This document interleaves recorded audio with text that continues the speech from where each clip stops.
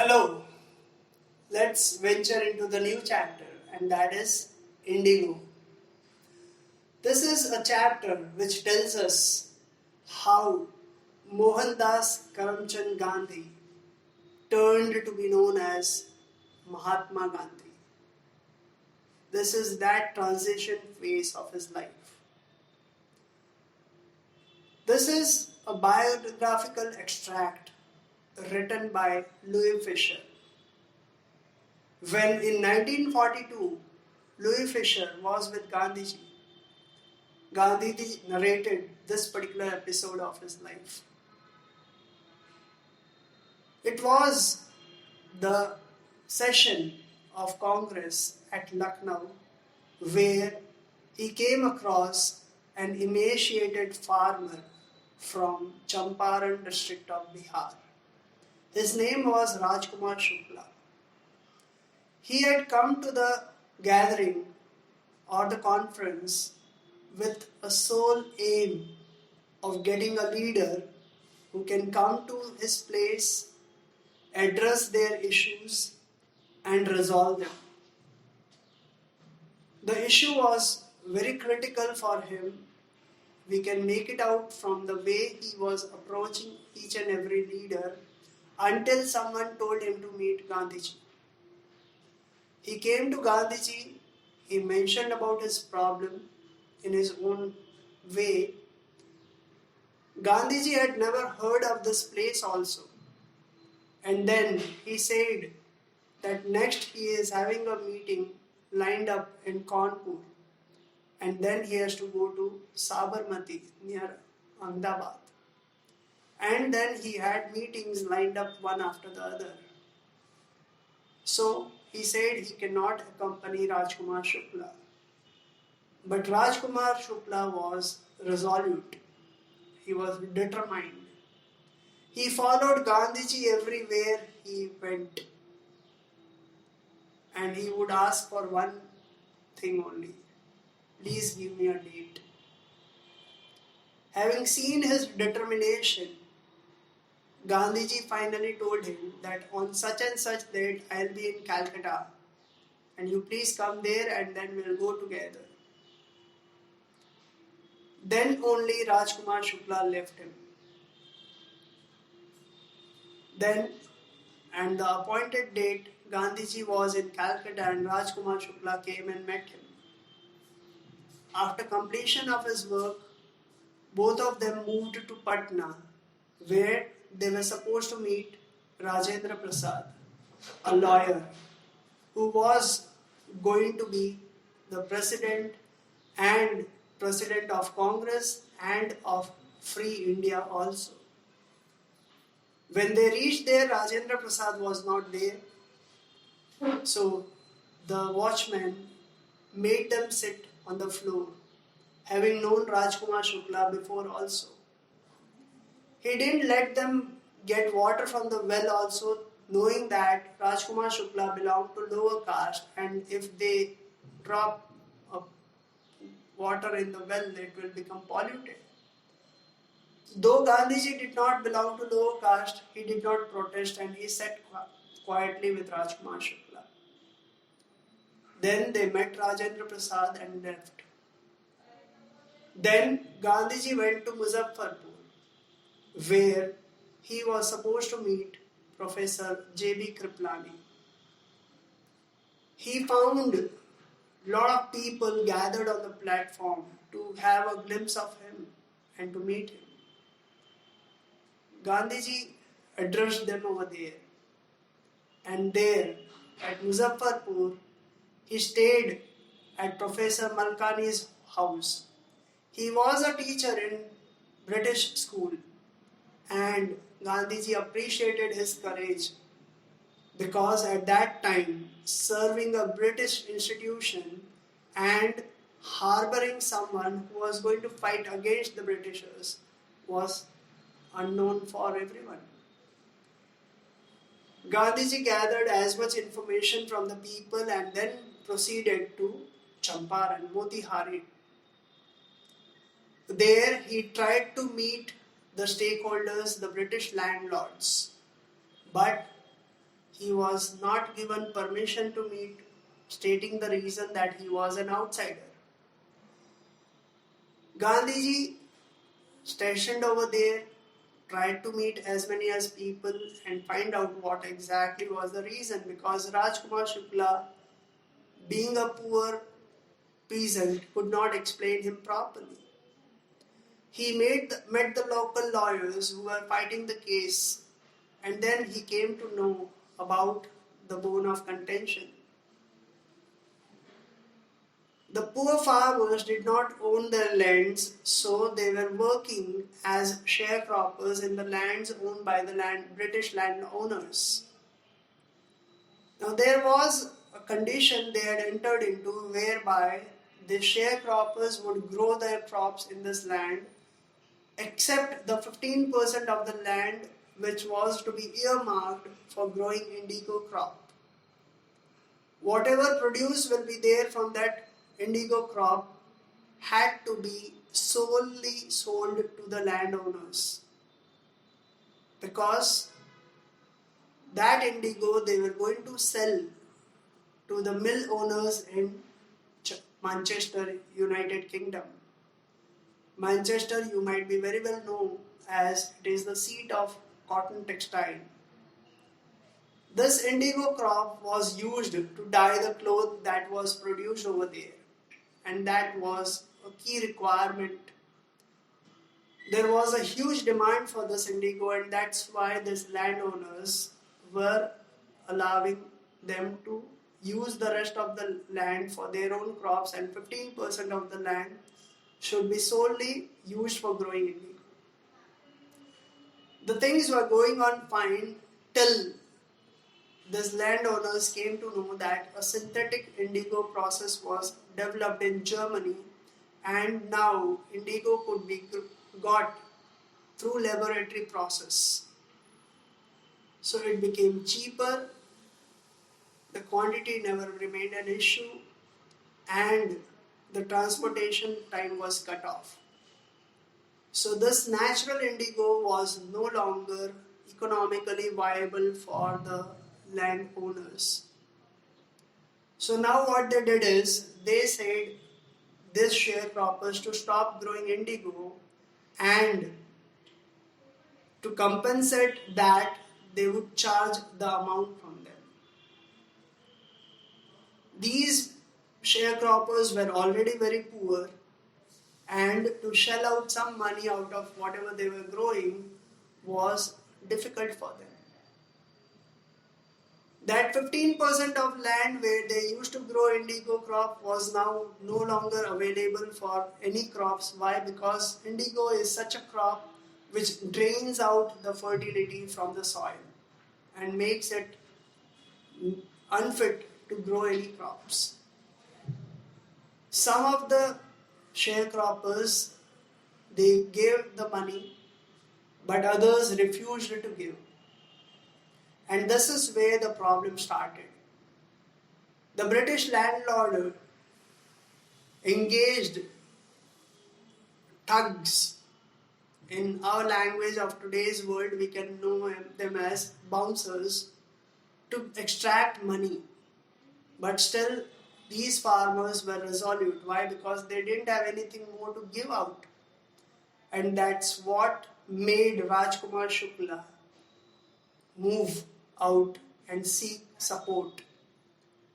So when Gandhiji came to know about this, he wanted to help them out. And while these things were going on, he came to know that a peasant from the next village was maltreated by Britishers. So he thought of visiting there. He mounted on an elephant back and moved in that direction.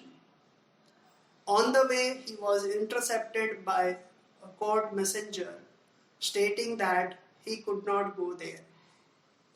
Gandhiji obliged. He returned back. And on his return, he was served another notice which stated that he could no longer stay in Motihari, he will have to leave this place. To which Gandhiji refused. He said, I have come here with a purpose, I am not going to go without achieving that. And he even mentioned that he didn't want to get into any sort of conflict. He didn't want to break the law, but at the same time he wanted to fulfill his purpose. On his disagreement, he was summoned to the court next day. That night, Gandhiji spent in meeting the lawyers. He sent messages to Rajendra Prasad and other lawyers to come. He even briefed the viceroy of that time about the situation.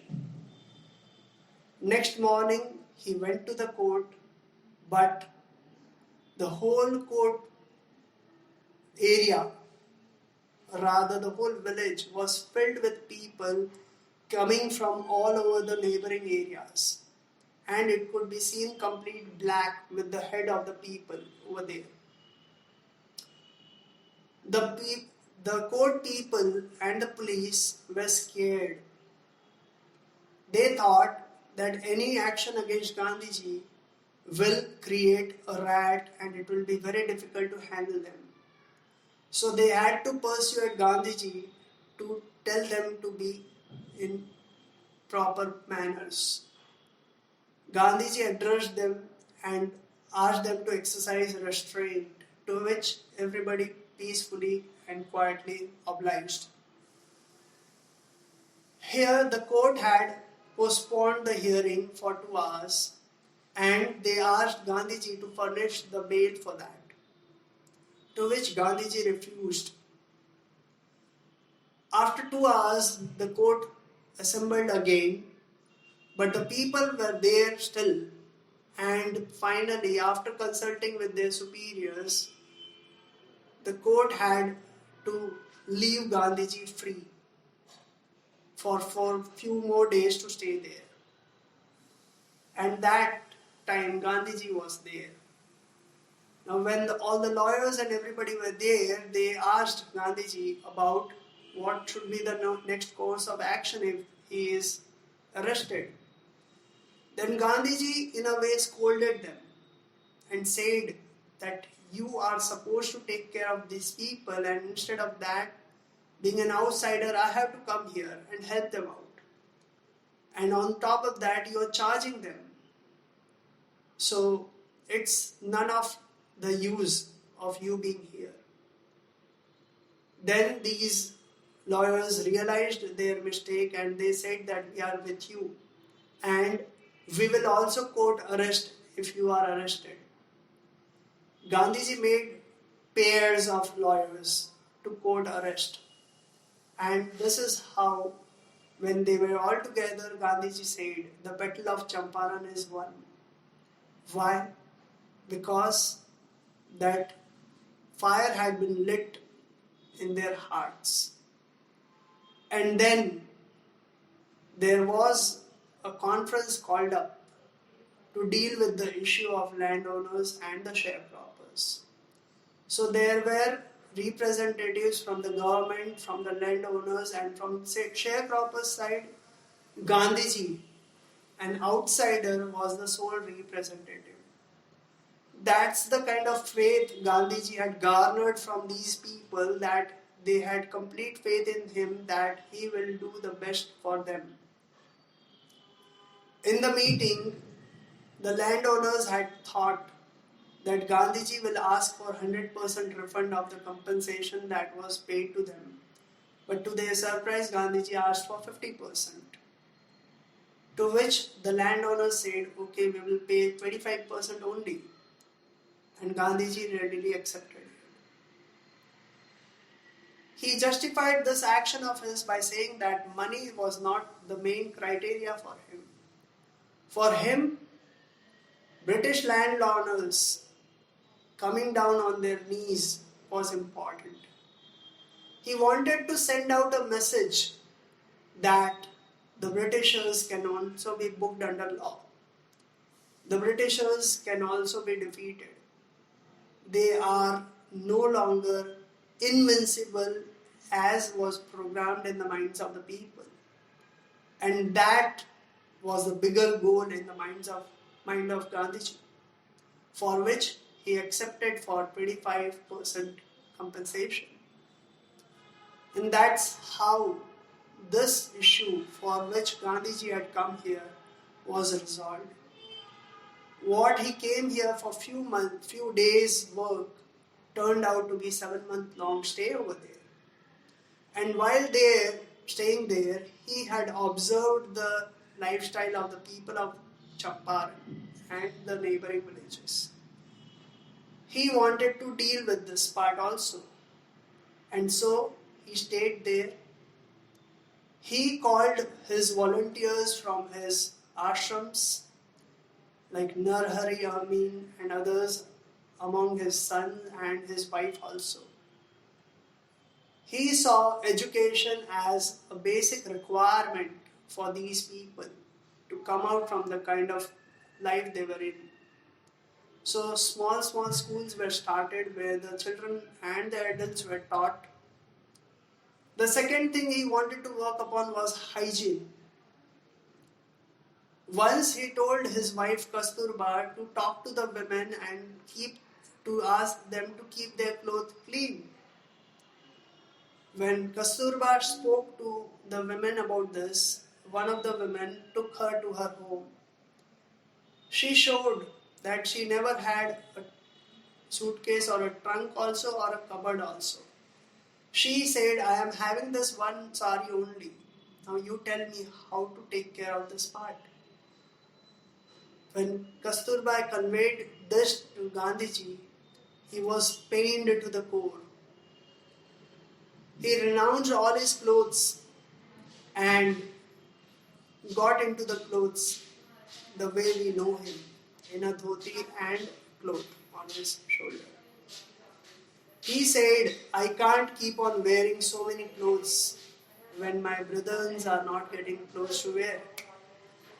And that's where he gave up the extra clothing he used to wear. The third thing he addressed was the health.